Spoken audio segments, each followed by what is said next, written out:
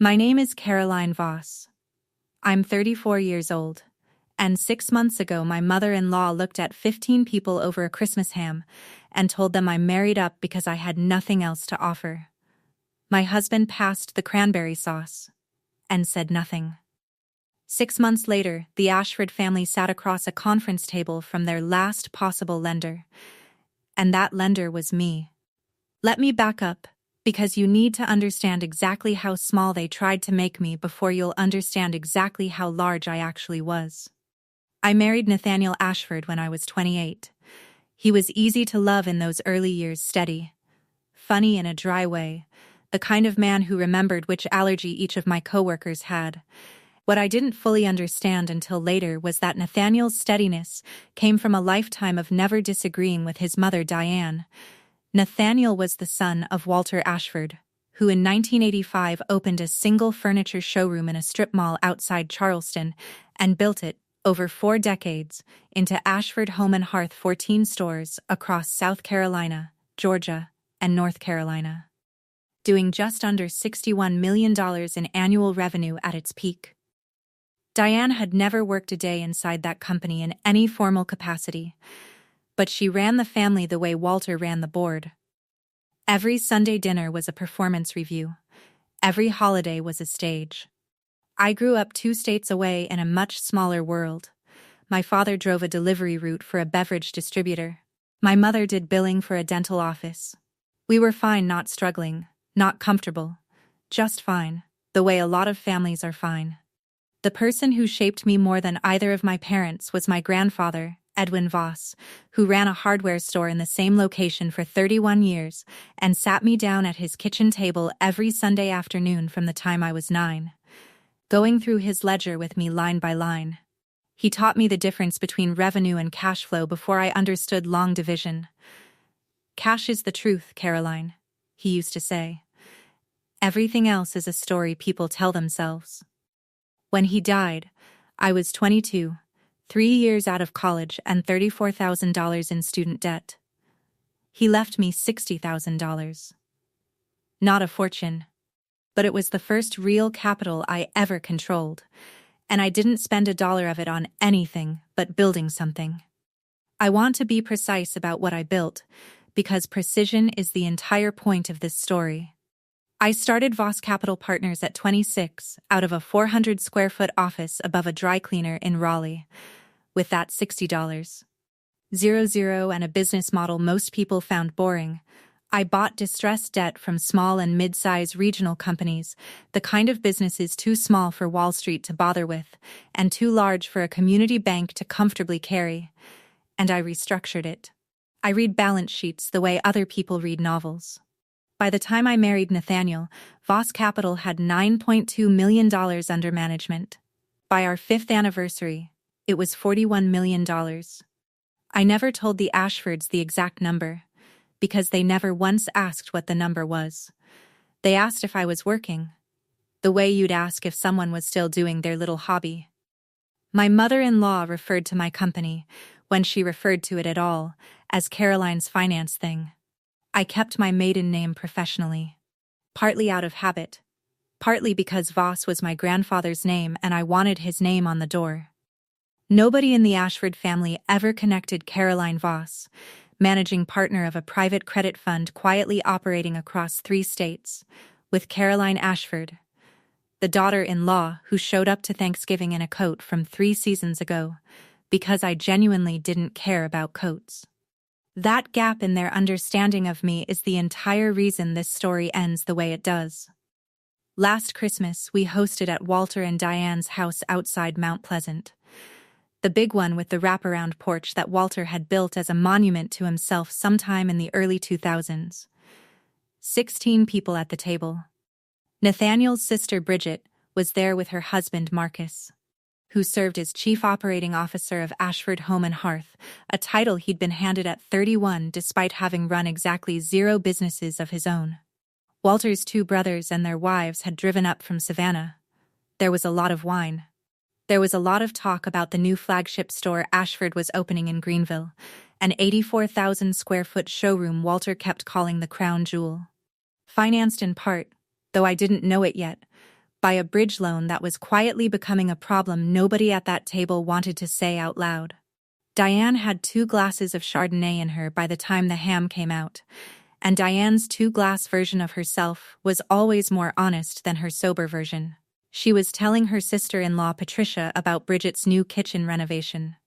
The marble countertops, the imported tile, and somewhere in the middle of it she turned to me. I still don't know why.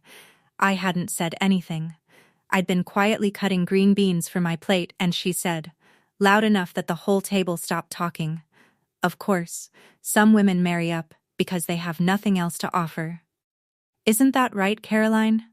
She laughed when she said it. That particular kind of laugh people use so the cruelty can be filed later under joke if anyone objects. Nobody objected. Walter chuckled into his wineglass. Bridget looked down at her plate and smiled the way you smile at something you've decided not to see. Marcus actually laughed out loud. And Nathaniel, my husband of 6 years, the man who had stood in front of a room and promised to defend me, picked up the bowl of cranberry sauce and passed it to his uncle and said absolutely nothing at all. I want to tell you my hands shook. They didn't. I finished my green beans. I asked Patricia a question about her flight down from Savannah. I helped clear plates after dessert, same as every year, and I hung my coat back on. And I told Nathaniel in the car that I needed to leave without him, that I'd take an Uber. And I left. I didn't cry in the car. I didn't cry that night. What I did instead, 3 days later, sitting at my own kitchen table with my laptop open, was pull up Ashford Home and Hearth's most recent D&B credit report, because by then a small, cold part of me had started paying very close attention to a company I'd been politely ignoring for 6 years. Here's what I want you to sit with for a second. I hadn't planned any of what came next.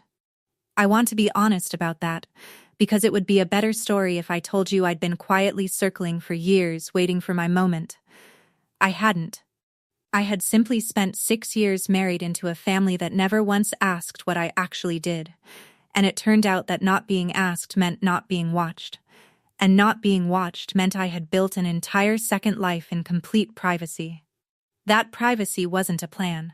It was just what happens when nobody bothers to look at you. Comment below if you've ever been underestimated by the people who were supposed to know you. Best I want to know I'm not the only one who sat quietly through a dinner like that. And if this story is landing for you, go ahead and hit subscribe now, because what happened over the following 6 months is the part that made me finally understand what my grandfather had actually given me. I didn't hear from Diane or Walter for weeks after Christmas. Nathaniel and I had a difficult few months. I told him plainly that his silence at that table had cost him something with me that I wasn't sure how to get back, and he apologized in the way men apologize when they don't fully understand what they did wrong, which is to say he apologized for my feelings rather than for his choice. We were in a strange cold holding pattern through January and February. I threw myself into work. Voss Capital had 3 deals closing that quarter. One of them a $6.8 million restructuring of a regional grocery chain in Tennessee that had taken me 4 months to negotiate. I wasn't thinking about the Ashfords at all. Then in March, one of my analysts, a sharp 27-year-old named Priya who'd been with me 2 years, flagged something in our weekly deal flow review. A regional home goods retailer, 14 locations, southeast footprint, was showing up in a distressed debt basket we'd been offered by a broker out of Atlanta, a bundle of underperforming commercial paper the broker was trying to place quietly before the borrower's situation became public. The retailer's name was Ashford Home and Hearth. I didn't say anything to Priya. I asked her to send me the full file. What I read that night explained a great deal about why Walter had suddenly gotten quiet at family dinners and why Marcus had started taking calls in the hallway during our last 2 visits.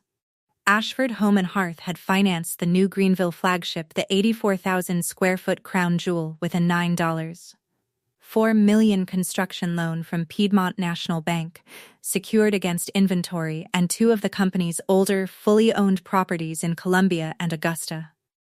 The Greenville store had opened 11 months behind schedule and 40% over budget, a combination that in retail is close to a death sentence. Same-store sales across the existing 14 locations were down 11% year-over-year, largely because Walter and Marcus had diverted marketing and inventory budget toward the flagship at the expense of everything else. The construction loan had a covenant requiring a minimum debt service coverage ratio, and Ashford had breached it 2 quarters running. Piedmont National had formally declared default in February and given the company until the end of April, 45 days from the date on the letter I was reading, to either refinance the full $9.4 million or face foreclosure proceedings against the collateralized properties, which included the original Columbia showroom Walter had opened in 1985. The store that started everything. I sat with that for a long time. I want to be honest that my first feeling wasn't triumph. It was something closer to grief, actually, because I understood immediately what this meant for Nathaniel, who had grown up inside that company, and for Walter, who had built it with his own hands out of a strip mall. But underneath the grief, quieter, was a second feeling I didn't examine too closely yet. I closed the laptop that night and told Priya the next morning that we would not be bidding on that basket. Not through the fund's public deal flow, anyway. Instead, I called an old colleague from business school, a man named Desmond Cho, who ran a smaller special situations vehicle in Charlotte, and I asked him a hypothetical question about whether he'd be interested in co-investing in a distressed regional retailer if I brought him the deal and structured it. He said yes without hesitation, because Desmond and I had done 3 deals together, and he trusted my underwriting more than almost anyone's. What I set up over the following 3 weeks, working almost entirely through Voss Capital's outside counsel and a special purpose vehicle we called Hearthstone Bridge LLC, was a private position, quiet, deliberate, entirely legal, that put Voss Capital in a position to be the lead lender on any refinancing Ashford Home and Hearth eventually sought. I did not approach the company directly. I did not tip my hand. I let the 45 days run. Nathaniel told me about the crisis himself in the second week of April, sitting across from me at our own kitchen table, his voice smaller than I'd ever heard it. "Dad's in trouble," he said. "The bank's calling the Greenville loan. They might lose Columbia." He didn't ask me for anything that night. He just needed to say it out loud to someone, and I was still, despite everything, the person he said things out loud to. I asked him how bad it was. He said Walter had been to 4 banks and 2 private lenders, and every single one had turned him down. Because the numbers, once you actually looked at them, told a story nobody wanted to buy into. I didn't tell him about Hearthstone Bridge that night. I told him I was sorry. And I meant it. And I held his hand across the table, and that was all true even while a different, colder part of my mind was already running the math on exactly how this was going to unfold. 10 days later, Marcus called Nathaniel in a panic. Every lender they'd approached had passed except one, a private credit fund out of Raleigh, operating under the name Hearthstone Bridge, willing to put up the full $9.4 million at a workable rate, structured as a convertible note with board observation rights. The fund's outside counsel had requested an in-person meeting with a full Ashford leadership team, Walter Diane, as trustee of the family voting trust that controlled 61% of company shares, Marcus and Bridget, to finalize terms before the Piedmont deadline. The meeting was set for a Thursday afternoon in the Ashford Home and Hearth corporate conference room in Columbia, the same building that housed Walter's original showroom on the ground floor. I was not, on paper, required to attend that meeting. Desmond could have run it entirely through counsel. But I told him I wanted to be in the room, and he understood exactly why, without my having to explain it, because Desmond had heard the whole story by then, over a glass of wine, 3 weeks earlier, and had gone very quiet before saying, "Caroline, that family has no idea what's about to walk through their door." I want to describe that conference room to you because I remember every detail of it. Cherry wood table, seats 12. A framed photograph on the wall of Walter cutting a ribbon outside the original Columbia store in 1985, 26 years old, full head of dark hair, grinning like a man who'd never once imagined a Thursday like this one. Walter sat at the head of the table in a gray suit that fit him 10 pounds ago, Diane sat to his right in a cream blazer, her pearl brooch pinned at her collar, the same brooch she'd been wearing at Christmas. And I noticed, because I notice things, it's the entire foundation of what I do for a living, that her fingers kept drifting up to touch it, over and over, the way people touch something when they need their hands to have a job. Marcus sat across from her with a legal pad in front of him he never once wrote on. Bridget sat beside him, pale, her wedding ring catching the fluorescent light every time she turned her hand. Nathaniel wasn't originally scheduled to be there. He came anyway, because I'd told him the night before that I thought he should, without telling him why, and he'd looked at me strangely but hadn't argued. Desmond's associate opened the meeting with the standard preliminaries, walking through the term sheet, the interest rate, the covenant structure, the board observation seat. Walter kept nodding, his relief so visible it was almost hard to watch. This was the deal that saved the company, saved Columbia, saved 40 years of work. And it had appeared out of nowhere at the exact moment they needed it. Diane asked, at one point, who exactly was behind Hearthstone Bridge, since the fund's marketing materials had been deliberately spare. Desmond's associate said the fund was managed under the parent entity, Voss Capital Partners, and that the managing partner would be joining shortly to finalize terms in person. I watched Diane's face when I walked in. I want to tell you it was satisfying. It was.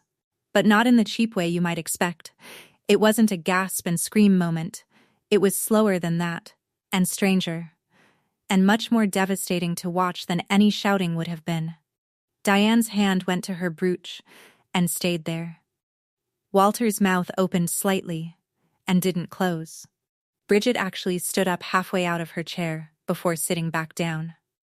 Marcus said my name, my married name, Caroline Ashford, like he was trying to make the two versions of me collapse into something that made sense, and I corrected him, quietly, without any performance in it at all. Voss. I go by Voss professionally. It's on all the paperwork you've been reviewing for the last 2 weeks. Nathaniel didn't say anything for almost 30 seconds. I watched him work through it in real time, the recognition, then the disbelief, then something that looked almost like relief. Because whatever else was happening in that room, his wife had just walked in holding the only rope his family had left to grab onto. Walter recovered first. Because 40 years of running a business teaches you how to recover fast in a room. Caroline, he said, and I could hear him trying to find the register. Is this some kind of coincidence? I told him it wasn't. I told him, in the same calm, even tone I use with every distressed borrower I've ever sat across from, that Voss Capital had acquired an interest in the underlying credit 6 weeks earlier. Before I knew for certain the family would end up needing us directly, and that once I understood we were the only viable capital left on the table, I'd made the decision to lead the deal myself rather than hand it entirely to Desmond, because I thought, given everything, I owed this family the courtesy of hearing the terms from me directly, rather than from a stranger. Diane found her voice then. It came out smaller than I'd ever heard it. Stripped of the performance she wore at every family dinner I'd ever sat through. You never said anything, she said. 6 years, Caroline, 6 years, and you never said a word about any of this. I looked at her for a moment before I answered. Nobody ever asked, I said. Not once in 6 years did anyone in this family ask me a single real question about my work. I didn't hide it. You simply never looked. Nobody in that room had a response to that, because there wasn't one. I let the silence sit exactly as long as it needed to. Then I told them the terms. $9.4 million. Structured as a convertible note at a rate 2 full points below what Piedmont had offered before declaring default, which itself was an act of genuine generosity on Voss Capital's part, and everyone at that table understood it.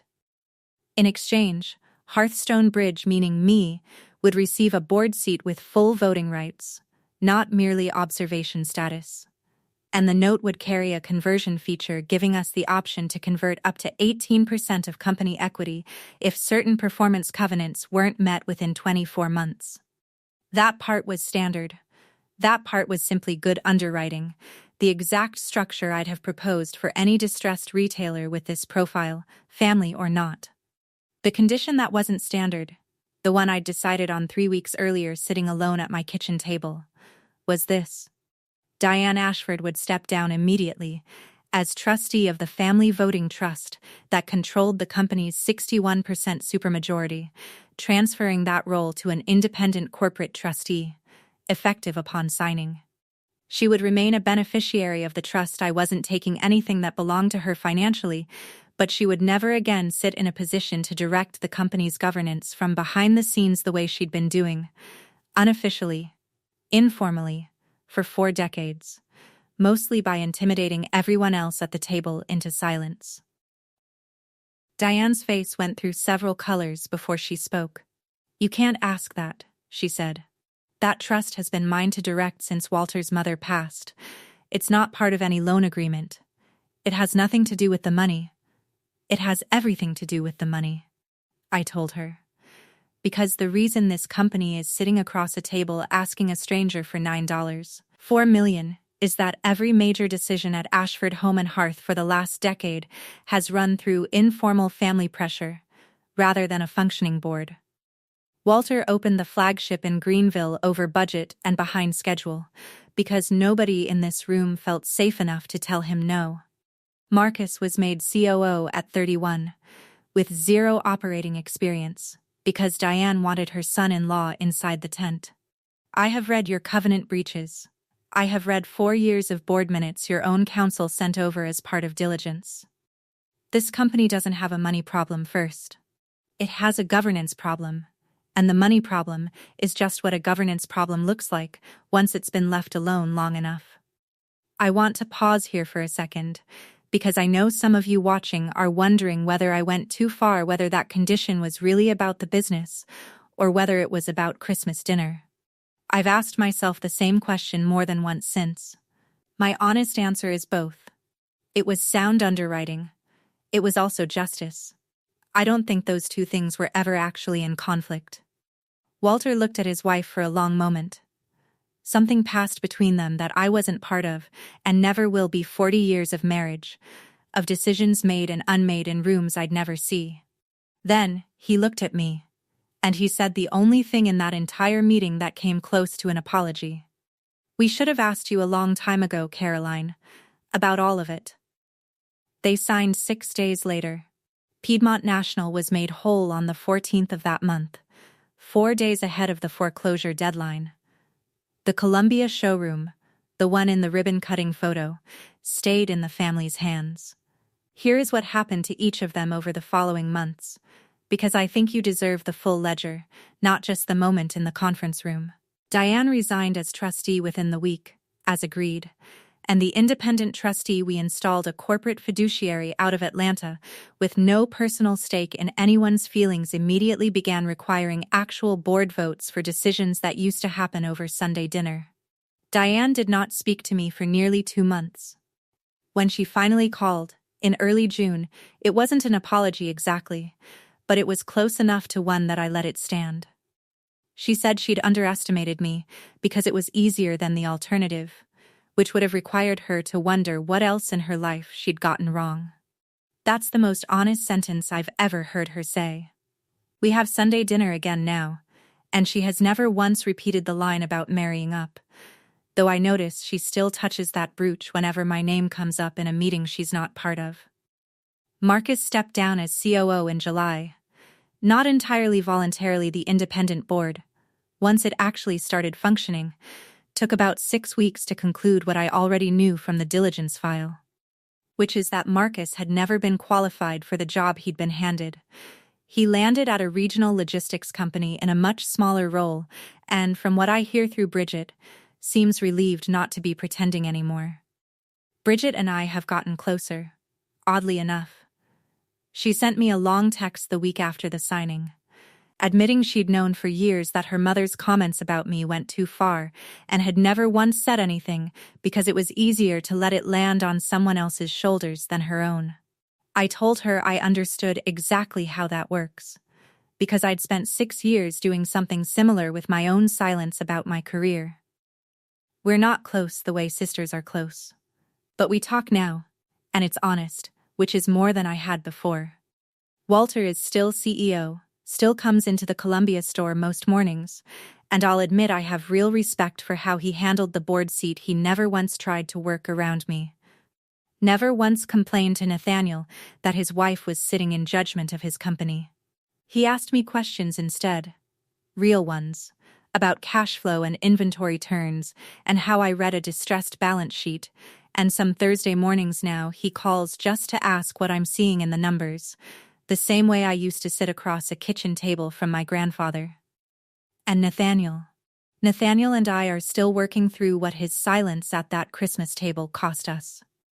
He's been in therapy since March, on his own, without my asking him to go, which matters more to me than anything he could have said in the moment.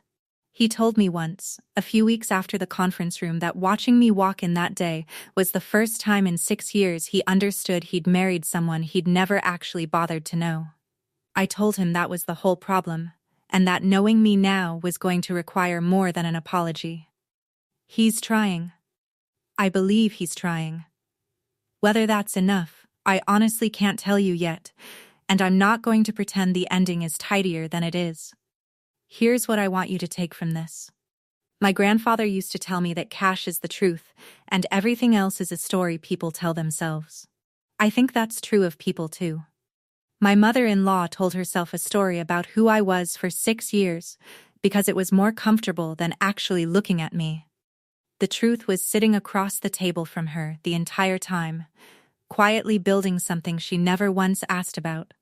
If someone in your life has decided you're small because it's easier for them than seeing you clearly, I want you to hear this: you don't owe anyone the effort of correcting their story. Just keep building yours. Eventually the numbers speak for themselves. And numbers, unlike people, don't lie to make anyone comfortable. If this story meant something to you, share it with someone who's ever been underestimated by their own family. Drop a comment and tell me, would you have made the same call in that conference room? Hit subscribe, and I'll see you in the next one.